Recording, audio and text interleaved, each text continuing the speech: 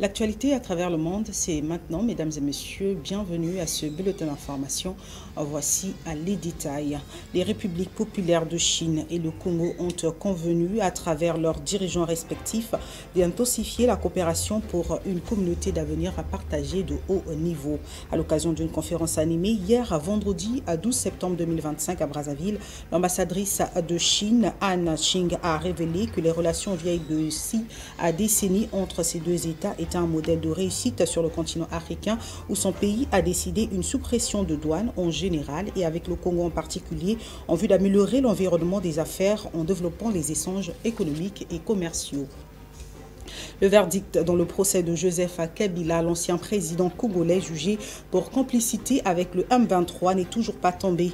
Le calendrier a été complètement bouleversé suite à un recours de dernière minute de la partie civile. Une nouvelle audience est prévue le 19 septembre. C'était hier, vendredi 12 septembre 2025, que les médias d'État ont rapporté qu'un bateau à moteur a chaviré dans la province de l'Équateur, au nord-ouest de la République démocratique du Congo, tuant au moins 86 personnes. L'agence de presse de l'État a indiqué que l'accident s'était produit le mercredi 10 septembre 2025 dans le territoire de Bassankoussou et que la plupart des victimes étaient des étudiants.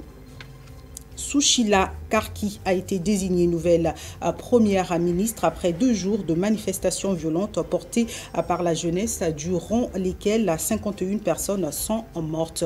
Au Népal, il n'aura fallu que 6 jours pour faire tomber le gouvernement et organiser une transition politique.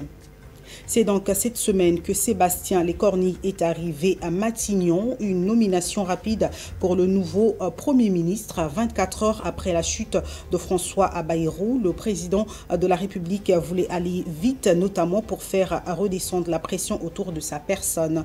Pour autant, les oppositions continuent de lui réclamer des comptes. Et enfin, c'est un plan méconnu de Gaza, étouffé sous les bombes israéliennes. L'enclave palestinienne ravagée par près de 2 ans de guerre recèle pourtant un patrimoine archéologique d'une richesse insoupçonnée. Des vestiges de toutes les époques sont désormais en sursis. Et c'est la fin de ce bulletin d'information. Merci pour votre fidélité. Excellente suite, surtout pour la Télévision Plus, la chaîne du moment. Audio Jungle.